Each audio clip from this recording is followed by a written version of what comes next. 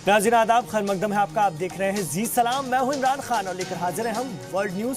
Riyadh हुकूमत का कहना है कि अगर उन पर किसी भी तरह की पाबंदी लगाई जाती है तो उसका सख्त जवाब दिया जाएगा। वाज़ेह है कि अमेरिकी राष्ट्रपति डोनाल्ड ट्रंप ने कहा है कि अगर सऊदी अरब को जमाल के कत्ल का कसूरवार पाया गया तो वो उसके खिलाफ सख्त कार्रवाई करेंगे। सऊदी अरब के मारूफ सहाफ़ी जमाल खशोगी के लापता होने के मामले में सऊदी हुकूमत पर दबाव बढ़ता ही जा रहा है। सऊदी के बेहद करीबी ट्रंप इंतजामिया ने जमाल के गायब होने पर तशवीश का इजहार किया है। सदर ट्रंप ने एक टेलीविजन इंटरव्यू में कहा कि अगर सऊदी अरब को जमाल के कत्ल का कसूरवार पाया गया तो वो इसके खिलाफ सख्त कार्रवाई करेंगे।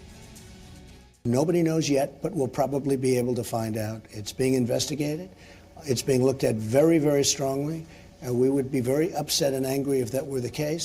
As of this moment, they deny it, and they deny it vehemently. Could it be them? Yes. We're going to get to the bottom of it, and there will be severe punishment. वहीं Germany, France और बरतानिया की वजारत खारजा ने Saudi सहाफ़ी Jamal Khashoggi की गुमशुदगी और मुबैना कत्ल के मामले में काबिल एतमाद तहकीकात पर जोर दिया है। बरतानिया के वजीर खारजा जेरेमी हंट ने कहा है कि सऊदी अरब को अपनी बेगुनाही साबित करनी चाहिए। What happens from now on is absolutely up to Saudi Arabia. They must have seen the huge international concern from the United States, now from Britain, France and Germany. And what they need to do is to cooperate fully with the investigation that the Turks are asking us to do. उधर Jamal Khashoggi की गुमशुदगी के मामले में सफाई देने की बजाय सऊदी हुकूमत धमकी भरा लहजा इख्तियार किए हुए है।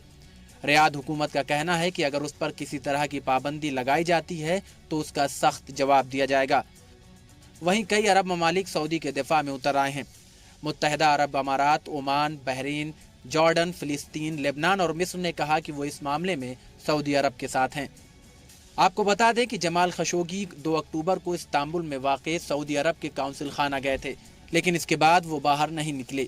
सऊदी हुक्काम का कहना है कि वो कुछ घंटों में ही चले गए थे, लेकिन वो जमाल के बाहर निकलने का कोई सबूत नहीं दे पा रहे हैं। तुर्की हुक्काम ने जमाल खशोगी के कत्ल का खदशा जाहिर किया है।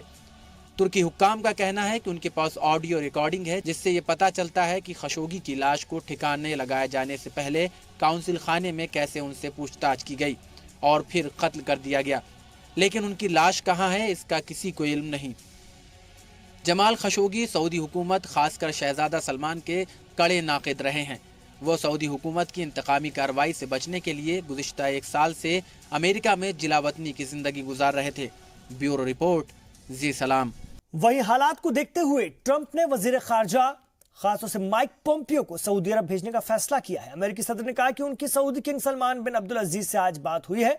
उन्होंने सहाफी जमाल खशोगी की गुमशुदगी में किसी भी तरह से मुलव्वस होने से इनकार किया है। ट्रंप ने कहा कि अमेरिका हर पहलू से मामले की पड़ताल कर रहा है और हो सकता है कि किसी रॉन्ग एलिमेंट का हाथ हो। उन्होंने कहा कि अमेरिका इस केस की जड़ तक पहुंच कर रहेगा। Mike Pompeo is leaving literally within an hour or so. He's heading to Saudi Arabia. We are going to leave nothing uncovered. With that being said, the king firmly denied any knowledge of it. He didn't really know. Maybe, I don't want to get into his mind, but it sounded to me like maybe these could have been rogue killers. Who knows? We're going to try getting to the bottom of it very soon, but his was a flat denial. और इसी खबर पर बात करने के लिए इस वक्त हमारे साथ कमर आगा साहब जुड़ गए हैं, जो कि मिडिल ईस्ट मामलों के एक्सपर्ट हैं।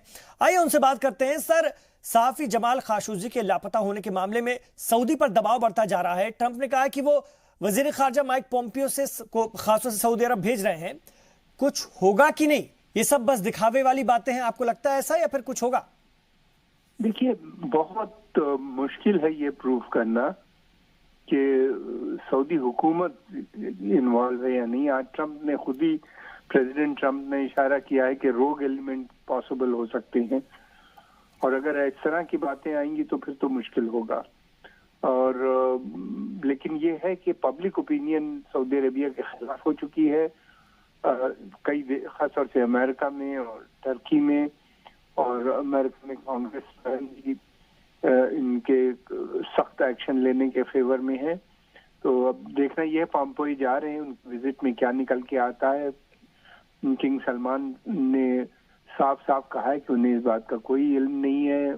ट्रम्प साहब का कहना है कि रोग एलिमेंट भी हो सकते हैं, यानी जो लोग गए थे सऊदी अरेबिया से उन्हें अरेस्ट करके लाने का प्लान रहा होगा, या जो भी प्लान था उन्होंने बाई मिस्टेक उनका कत्ल किया है, गलती से कत्ल हो गया है। अब देखना ये है कि ये बात तो फैक्ट है कि वो उस काउंसुलेट के अंदर गए और वहां से वापस नहीं आए। टर्किश गवर्नमेंट का कहना यह है कि उनका वहां पे उनकी वहां पे उनका कत्ल किया गया वहां पे, और उनके बॉडी पार्ट्स को डिप्लोमेटिक बैग में लेके ये लोग सऊदी अरेबिया चले गए। 15 लोग जो आए थे वहां से 2 प्लेन्स में भर के। ये अलग अलग है कॉन्फ्लिक्ट, लेकिन ये सही है कि हुआ।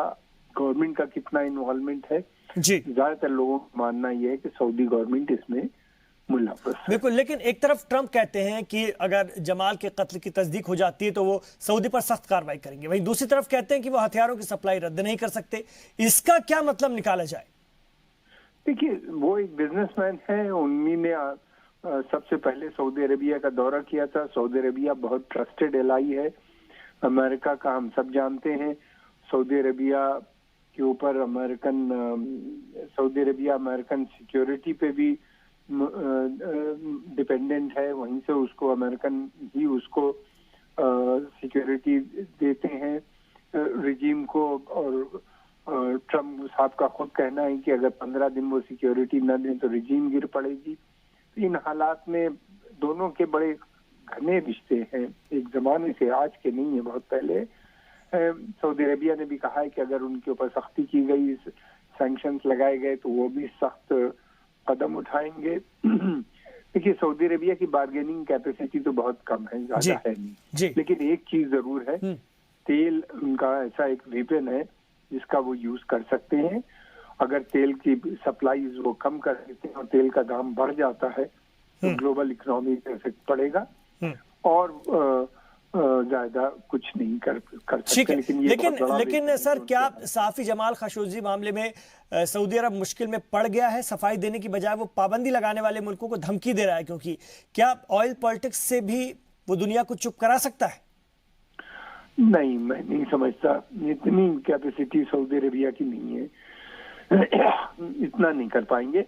हाँ, वो उससे सऊदी अरेबिया की इमेज और बिगड़ जाएगी अगर तेल के दाम बढ़े। उन्होंने बढ़ाने की कोशिश की, इससे इमेज और इनकी, जैसे कि इस वक्त सऊदी अरेबिया की इमेज बहुत डाउन हो गई है, बहुत नीचे आ गई है। और आम जनता में इस तरह की वाकयात होते नहीं कि किसी डिसिडेंट को एम्बेसी या काउंसिल के ऑफिस में बुला के उसका कत्ल कर दिया जाए और उसके बॉडी पार्ट ले जाए जाए। ये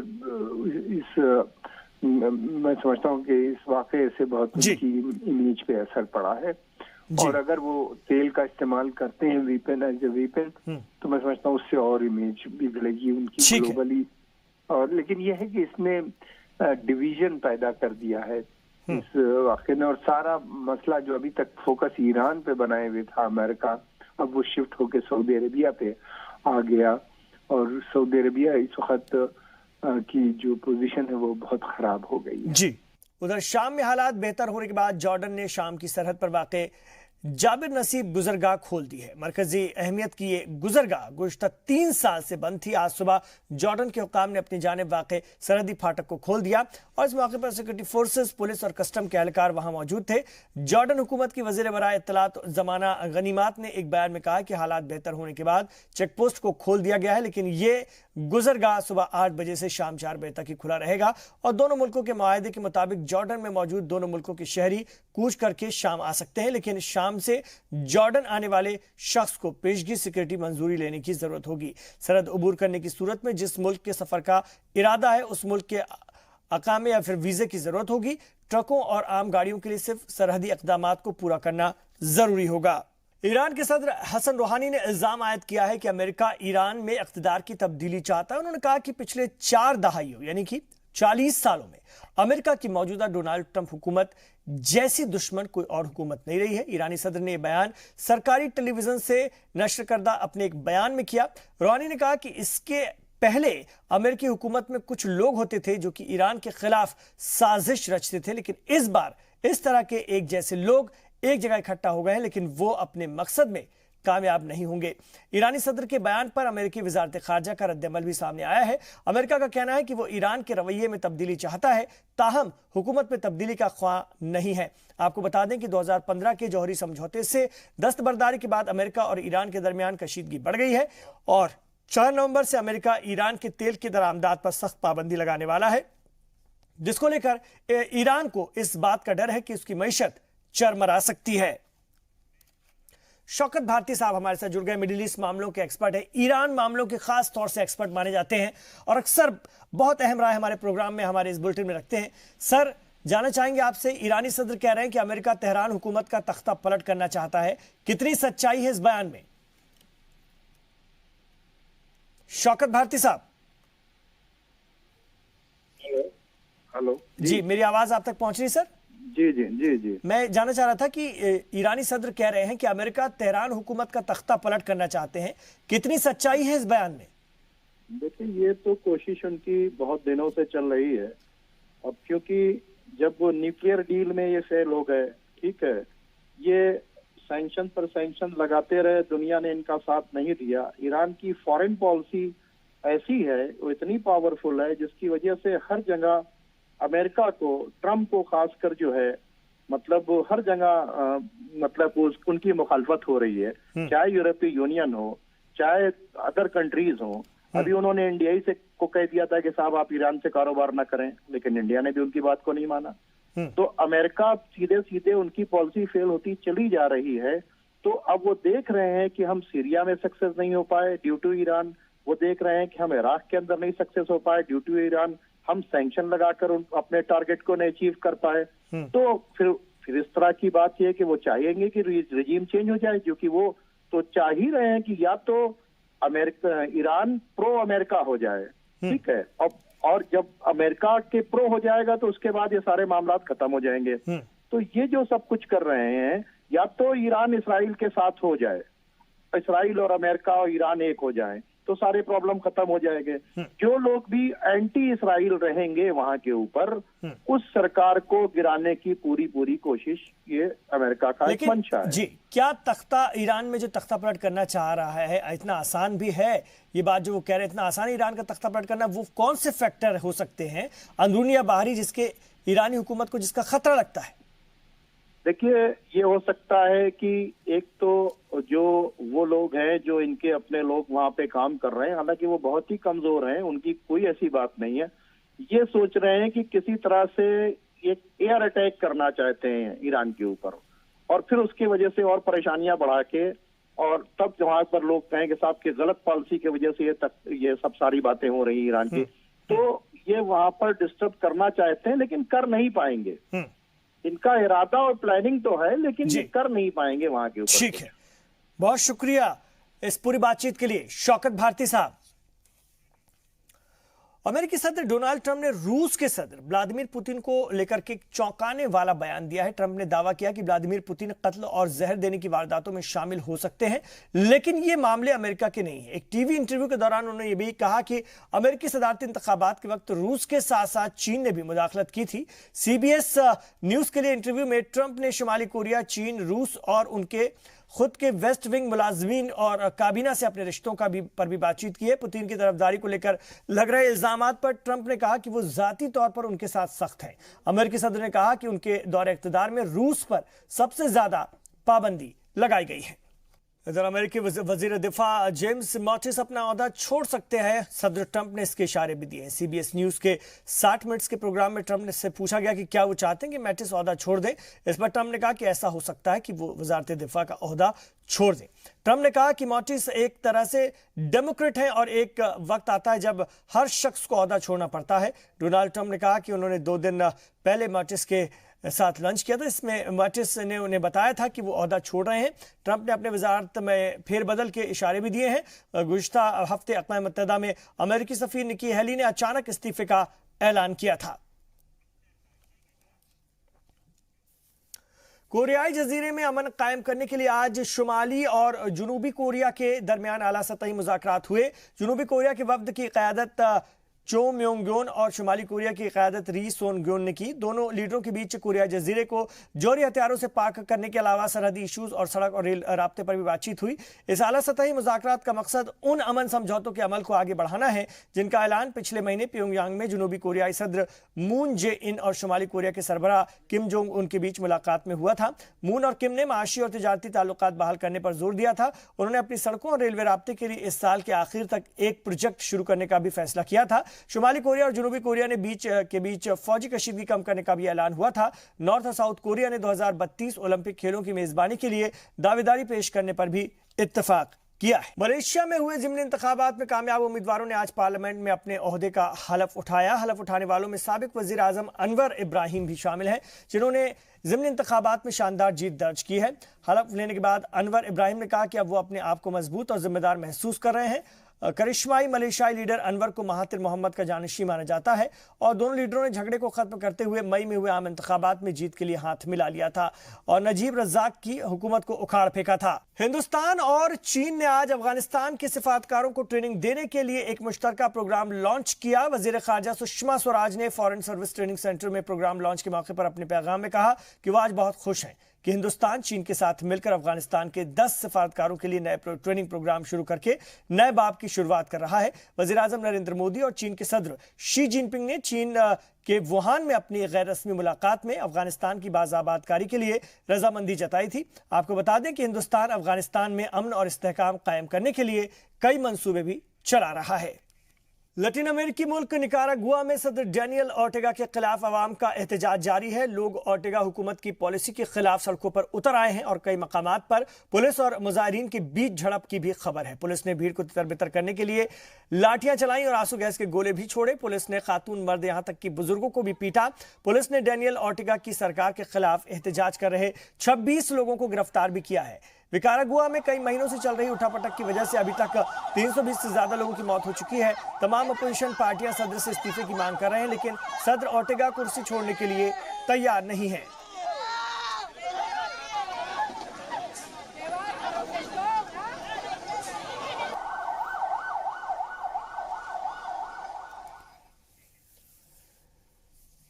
हंगरी में सड़कों पर सोना अब गैर कानूनी हो गया है। बेघर लोगों के ताल्लुक रखने वाला कानून लागू होने के साथ ही हंगरी में सड़कों पर सोने पर पाबंदी लगा दी गई है और इसकी खिलाफ वर्जी करने वालों को जुर्माना भी देना होगा। विक्टर ऑर्बन हुकूमत के इस कानून को इंसानी हुकूक की तंजीमों ने गलत बताया है। हंगरी की पार्लियामेंट ने 20 जून को आइन में तरमीम करके हमेशा पब्लिक प्लेस पर सोने पर पाबंदी लगा दी है। इससे पहले हंगरी में 2013 में एक कानून बनाकर पब्लिक प्लेस पर लगातार रहने के लिए जुर्माने का प्रोविजन किया गया था।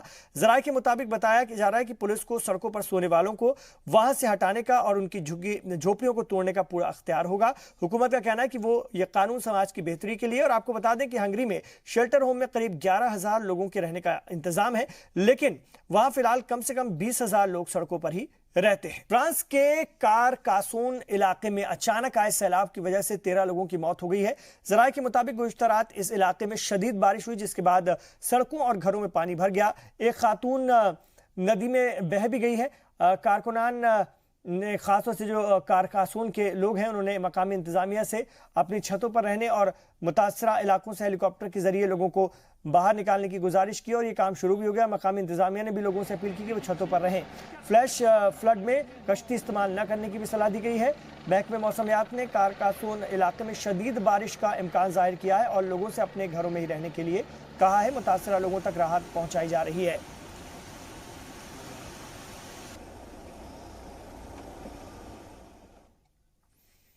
इधर बरतानिया के शाही खानदान में एक और नन्हा मेहमान आने वाला है। प्रिंस हैरी जल्द ही बाप बनने वाले हैं। उनकी अहलिया मेगन अगले साल बसंत तक बच्चे को जन्म देंगी। दोनों बीते मई में शादी के रिश्ते में बंधे थे और केसिंगटन पैलेस में उनकी शादी हुई थी और इसकी जानकारी भी अभी दी गई है। आपको बता दें कि प्रिंस हैरी और मेगन ऑस्ट्रेलिया के दौरे के दौरान यह ऐलान किया गया। केसिंगटन पैलेस ने बताया कि प्रिंस हैरी और मेगन लोगों के साथ ये खुशखबरी बांटने को लेकर काफ़ी खुश और पुरजोश हैं। उनकी ये औलाद ब्रिटेन की गद्दी के 7वें दावेदार होंगे।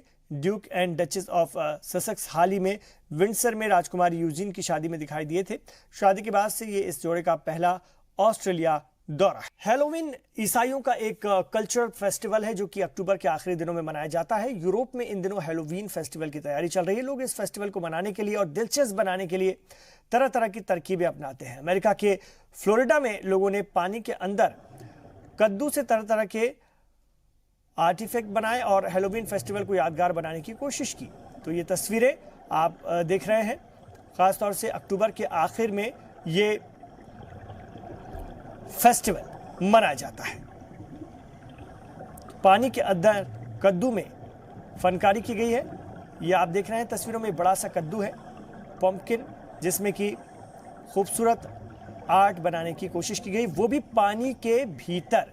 याद रखिए, पानी के बाहर नहीं, पानी के भीतर ये कलाकारी दिखानी थी। तो ये फनकारी अपने आप में इसलिए भी खास हो जाती है क्योंकि पानी के अंदर इसे बनाया जा रहा है, पानी का दबाव रहता है। ऐसे में खूबसूरत फनकारी कद्दू में, और ये ख़ास तौर से अक्टूबर के आखिर में मनाया जाने वाला फेस्टिवल है हैलोवीन, जिसकी तैयारियां इन दिनों ज़ोर शोर से चल रही हैं।